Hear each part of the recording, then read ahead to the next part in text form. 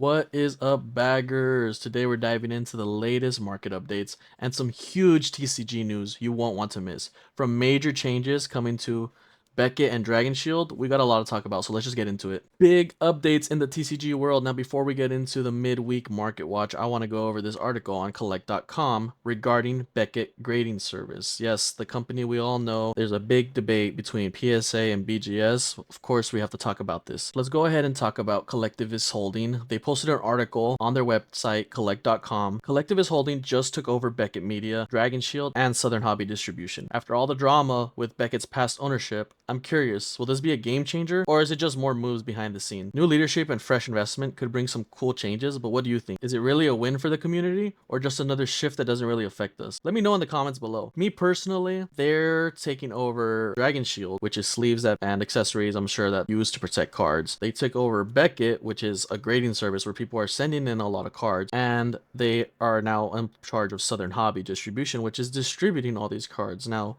to me, that just sounds like a crazy powerhouse. I'm not too familiar with how all the TCG mega businesses work behind the scenes, so I can't give you a full opinion.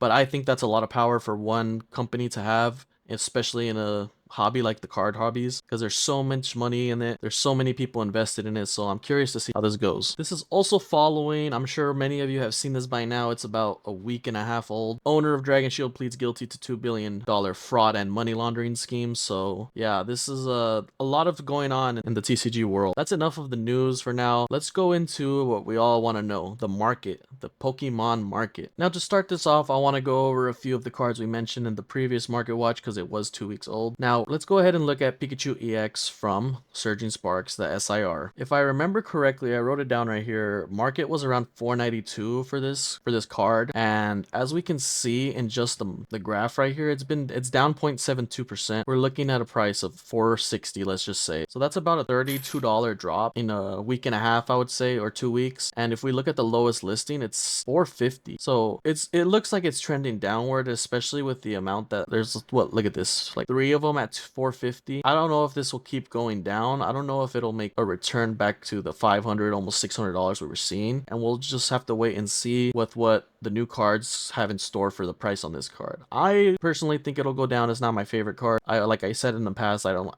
not a fan of Terras, but it is here. It is still a almost $500 card, but I do not think we'll be seeing it go down significantly or up significantly for a little bit of time now. Now, the next card I want to go over, Charmander promo. The Charmander promo was at $12 market about 2 weeks ago. If we look at it now, the chart up 60% in the month. Market price is $14.19, but the most recent sale was $16. I'm gonna assume we're gonna see this card continue to climb for the foreseeable future, especially as it's a promo card and it's only in the Obsidian Flames ETB. And if we look, there's not very many verified sellers selling this card. Maybe it's a good time to pick this up. I probably would pick up as many as I can. There's 2 pages left on this card. There's only 2 pages. And each of these listings, look at this, the most is 5 copies, 2 copies, 4 copies. This one has 10. There's not many copies available on TCG Player. I think we're gonna see this card jump to $20. $20 in a month. That's my guess on it. This is not financial advice. I'm not gonna tell you to go out there and buy all these Charmander promos and hold them. I just think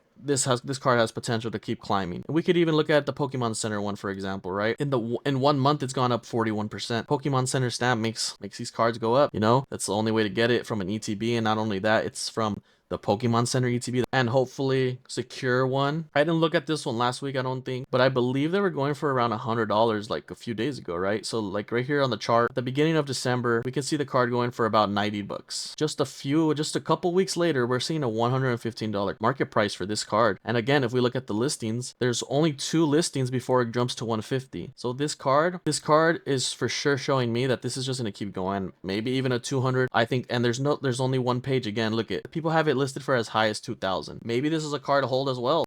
This could continue to go up. It's Charmander. It's part of the Charizard line. Who doesn't love Charizard? Even new people know Charizard. So I think this will be one of those cards to keep and maybe pick up now while you have a chance to. Because if you're looking at the TCG Player listings, there's very little opportunities. If you see it somewhere, I would suggest picking it up. Now, that's enough of the Charmander. There's another card that I've recently noticed has been purchased a significant amount of times at my booth, and I didn't have that many copies of it, so I don't even have a good sample size. But it seems like as soon as I pick this card up, it's sold immediately. and that's the Greninja EX from Shrouded Fable, the promo. On release, it was about a $9 to $10 card. I remember seeing it a week ago for like 12 to 13 bucks. I sold 2 of them that I had for like $12, and then I've just seen this card continue to climb. Again, if we look at the listings for this, there's more listings than the Charmanders. The cheapest one we can get at this moment would be at the very top at $13.73 plus $5 shipping. You're spending $20 to get this card. And this card, I'm not sure how many are available, how many you see on a daily basis, but no one likes Shrouded Fables, so I don't think many people bought premium collection. Maybe these are a little harder to come by, so that's why we're seeing the price. Again, not financial advice. Maybe we could pick these up. Maybe they'll continue to grow. But for me, it's a beautiful looking card. The art's amazing. You can't go wrong with it, especially if you get it in a PSA 10. Like, that just is a nice card to show off, especially if you're a Greninja fan.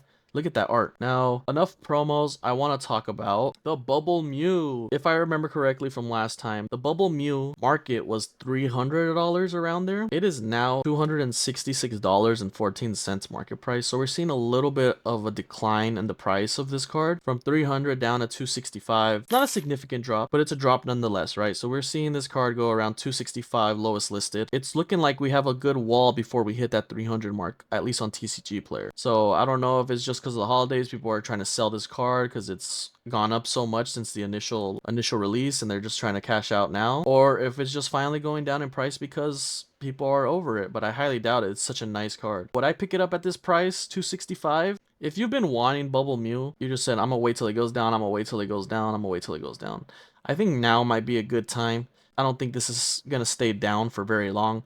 I think as soon as the holidays are over, this might just shoot back up because it's an iconic card. I don't think this is a bad pickup if you can find it for $265. Save yourself $35 from a few weeks ago. I think that's a pretty significant discount. One more card I want to talk about before we start talking about the new stuff that came out recently. Let's talk about the Umbreon Vmax. Like I said, I don't know if I mentioned in the last video, I was predicting, or I guess hoping, that with the new set, Prismatic Evolution or Terastal Festival, that we'll see a little decline in this card just because they'll be worried about the other evolutions, and they'll be like, okay, maybe there's not as much demand for this Umbreon Vmax. It's still holding strong right there. 1381 market price, and it's, as you can see from the graph, it's just stagnant. And then if we look at lowest listing, 1200, 1389. So it's just someone right there is being nice, charging almost $200 less for their Umbreon. But as soon as that's gone, back to 1400. Let's talk about what is out now, which is the Terastal Festival Japanese Prismatic Evolution, right? The boxes are going for around 85 market. They're listed 77, but it's $10 shipping. This set has just increased in price a little bit since its release. This is a very sought after set. A lot of people come to the booth asking if I have it. Unfortunately, I have not set up a supplier with Japan yet, so I'll work on that as soon as I can to get that product